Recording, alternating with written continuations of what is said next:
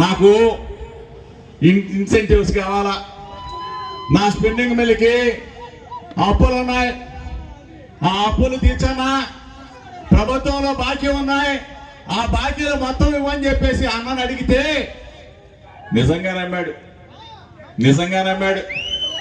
జగన్ అన్న అందరినీ నమ్ముతాడు కదా, అందరినీ నమ్ముతాడు, శత్రువుని కూడా నమ్ముతాడు. పాపం మంచివాడు, మనసున్నవాడు కాబట్టి కోట్ల రూపాయలు ఇన్సెంటివ్స్ ఇచ్చేసి మంచివాడని చెప్పి అనుకున్నాడు. పాపం తీరా చూస్తే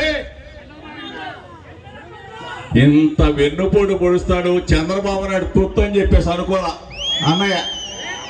నేను చెబుతానే ఉన్నా అన్నా, 6 నెలల క్రితం నేను చెప్తున్నా అన్న మోసగాడన్నా, నమ్మొద్దు అన్న అంటే కాదులే జోగి ఇరు జోగి అన్నాడు. నిజంగా బాధ అనిపిస్తా ఉంది.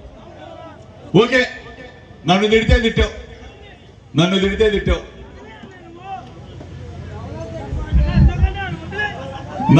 తిట్టాడు. జోగి రమేష్ అట్ట చేశాడు ఇట్ట చేశాడు. జోగి రమేష్ దగ్గర రావడం తెలుగుదేశం పార్టీ కూడా వస్తారా అసలు? మన గుమ్మం దొక్కుతారా? ఆ కలేజా ఉందా?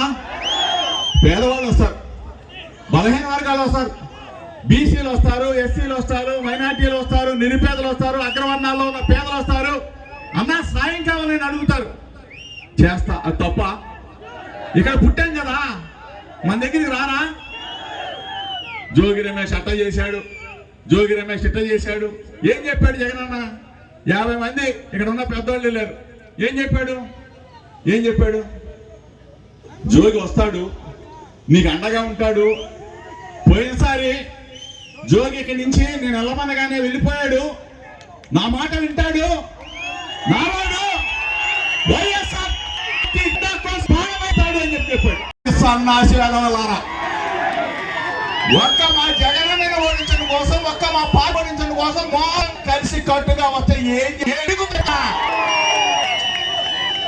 చంద్రబాబు జుట్టు పవన్ కళ్యాణ్ బిక్కో, పవన్ కళ్యాణ్ జుట్టు చంద్రబాబు నాయుడు బిక్కో, మీ ఇద్దరు ఢిల్లీలో బిక్కోండి. ఏం బెగలేరు వైఎస్ఆర్ కంచు కోటను ఇంచ కూడా పెగలేరు. రాసి పెట్టుకో, 2024 వచ్చే జరిగే ఎన్నికల్లో జగన్ అన్న బ్రహ్మాండంగా విజయం సాధించబోతా ఉన్నాడు. ముఖ్యమంత్రి పీట ఎక్కబోతా ఉన్నాడు. మన తిరుపతిలో గెలవబోతా ఉన్నాడు. మన అన్న గెలవబోతా ఉన్నాడు.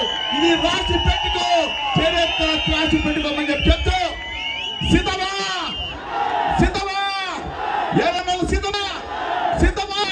రెడీనా? తిరుపతిని గెలిపించడానికి రెడీనా? కేసీఆర్ని గెలిపించడానికి రెడీనా? నన్ను ముఖ్యమంత్రి చేయడానికి రెడీ. సవాల్ చంద్రబాబు నాయుడికి సవాల్. బీసీలు మేము కావాలా? ఎలక్షన్ వచ్చేసరికి ఎస్సీలు కావాలా? ఎలక్షన్ వచ్చేసరికి ఎస్టీలు కావాలా? ఎలక్షన్ వచ్చేసరికి మైనార్టీలు కావాలా? ఎలక్షన్ వచ్చేసరికి అగ్రవర్ణ పేదలు కావాలా? ఈరోజు ఒకటే చెప్తా ఉన్నా, బీసీల ఆత్మగౌరవాన్ని, ఎస్సీల ఆత్మగౌరవాన్ని, ఎస్టీల ఆత్మగౌరవాన్ని, మైనార్టీల ఆత్మగౌరవాన్ని తల ఎత్తుకొని తిరిగి తెచ్చి చేసిన వ్యక్తి ఎవరైనా ఉన్నాడు అంటే భారతదేశ చరిత్రలో వైఎస్ జగన్మోహన్ రెడ్డి గారు అని చెప్పి చెప్తా ఉన్నా. 77 సంవత్సరాల స్వతంత్ర భారతదేశ చరిత్రలో సామాజిక న్యాయాన్ని పాటించిన సామాజిక విప్లవకారుడు జగన్మోహన్ రెడ్డి గారు అని చెప్పండి. మనం అందరం కూడా ఒక్కతాటి మీదకి రావాలా? జగన్ అన్న అడుగు వేయాలా?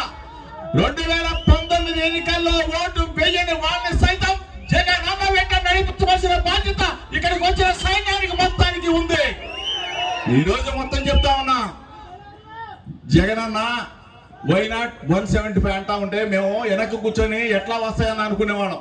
కానీ ఈ రోజు చెప్తా ఉన్నా, జగన్ అన్న మాట జరిగి తీరుతా ఉంది. వైనాట్ 175. కుప్పంలో చంద్రబాబు నాయుడు ఓడిపోతా ఉన్నాడు, మంగళగిరిలో లోకేష్ ఓడిపోతా ఉన్నాడు, పిఠాపురంలో పవన్ కళ్యాణ్ ఓడిపోతా ఉన్నాడు.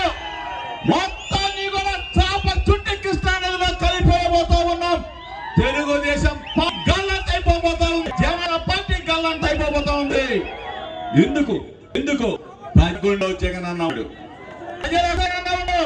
ప్రజల మేలు కోసం అన్నాడు, మన భావి తరాల కోసం జగన్ ఉన్నాడు, మన పిల్లల చదువుల కోసం జగన్ ఉన్నాడు, మన ఆరోగ్యపరంగా ముందడుగు వేయడం కోసం జగన్ అన్న ఉన్నాడు.